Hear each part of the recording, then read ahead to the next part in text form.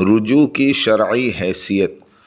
رجوع اس ہستی کی طرف کیا جاتا ہے جو ہستی جزا اور سزا دینے پر قدرت رکھتی ہو، اور وہ ایک ہی ہستی ہے، اللہ رب العزت کی ہستی۔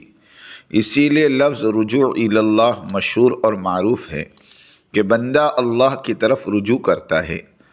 باقی رہا علماء اور سرپرستان قوم کی طرف رجوع، تو یہ امر مستحسن ہے کہ اس سے ملت اسلامیہ بکھرنے سے اور تفرقہ کا شکار ہونے سے محفوظ رہ سکتی ہے، لیکن اس رجوع کا استحصال نہ ہو، یعنی علماء اور سرداران قوم رجوع کرنے والے سے اپنے ذاتی مفادات اور عزت اور نام و نمود نہ چمکائیں اور نہ ہی اسے اپنی طرف منسوب کرے، بلکہ یہ نیت بنائے کہ رجوع کرنے والا دراصل اللہ کی طرف رجوع کر رہا ہے۔ چونکہ علم اور منصب کی بنا پر ہمیں قوم اور ملک میں مقام عطا کیا گیا ہے، اس لیے وہ ہماری طرف رجوع کر رہا ہے، اس سے زیادہ ہماری اور کوئی حیثیت نہیں۔ رجوع قبول دراصل عفو ہے۔ رجوع کا قبول ہونا دراصل یہ ایک قسم کا عفو ہے، اور جب عفو درگزر کیا جاتا ہے تو دل و دماغ سے بھی عفو کیا جانا چاہیے۔ مفتی ابو القاسم صاحب نعمانی دامت و برکاتہم محتمم دارالعلوم کو چاہیے تھا کہ وہ مولانا سعد صاحب کے چاروں رجوع کی قبولیت کا شہادت نامہ بنا کر اسے عام کر دیتے تو یہ دنیا کا انتشار ایک دن میں ختم ہو جاتا، اور اسی طرح مولانا سعد صاحب کی فائل بھی دارالعلوم کی ویب سائٹ سے ڈیلیٹ کر دینی چاہیے تھی۔ صحیح حدیث میں ہے کہ جب اللہ بندے کو معاف کرتے ہیں تو فرشتوں کے ذہنوں سے وہ گناہ بھلا دیتے ہیں، جگہ اور گواہ سے بھی بھلا دیتے ہیں۔ صحیح حدیث ہے، جس کا رجوع قبول ہو اس پر اعتماد بھی ہو، جس شخص کا رجوع قبول کیا گیا ہو اس سے آئندہ بھلائی کی امید بھی ہو، یعنی یہ اعتماد ہو کہ انشاءاللہ اس بھائی سے آئندہ خطا نہیں ہوگی، اگر ہو بھی گئی تو پھر اس سے رجوع کروایا جائے گا، توبہ کا دروازہ آخری سانس تک کھلا رہے گا۔ امام ابو حنیفہ رحمۃ اللہ علیہ نے کل 120 فقہی مسائل میں غلطی کی تھی، اور شاگردوں اور ہم عصر فقہا نے ان کی خطاؤں پر متنبہ کیا، تو امام صاحب نور اللہ مرقدہ نے باقاعدہ رجوع فرمایا، اور یہ خطائیں ایک وقت میں سرزد نہیں ہوئی تھی بلکہ ساری زندگی یہ سلسلہ جاری رہا۔ وفات سے 3 دن قبل جرابوں پر مسح کے بارے میں رجوع کیا۔ دیکھیں ہدایہ قدوری، البدایہ والثنائے، المعتصر من المختصر، معدن الحقائق فی شرح کنز الدقائق۔ فائدہ: کسی نے یہ نہیں کہا کہ ہم رجوع کا سرٹیفکیٹ نہیں دیں گے، آئندہ کے بارے میں ہمیں اعتماد نہیں ہے۔ جس طرح دارالعلوم دیوبند کے نائب محتمم حضرت مفتی عبدالخالق صاحب مدراسی دامت و برکاتہم نے مولانا سعد صاحب کے بارے میں فرمایا کہ تبلیغ والے سعد صاحب کے رجوع کی کلین چٹ مانگ رہے ہیں، لیکن ہم نہیں دیں گے اس لیے کہ ان پر اعتماد نہیں۔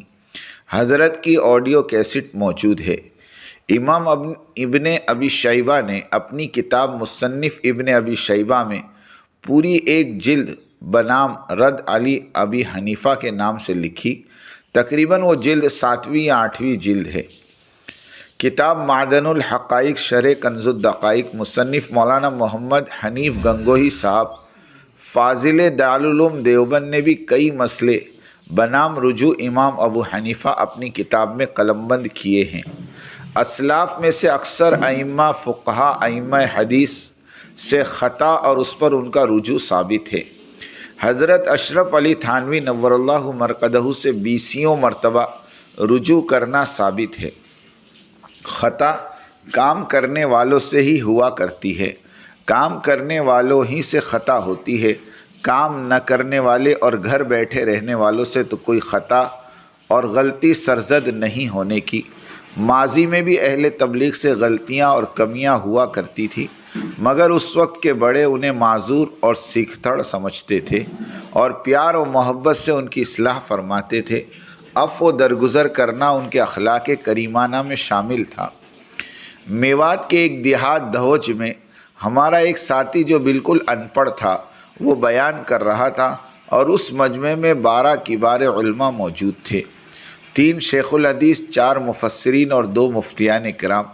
سب جھوم جھوم کر جاہل کی بات سن رہے تھے، یہی نہیں بلکہ بیان ختم ہونے پر اس سے معانقہ بھی کر رہے تھے۔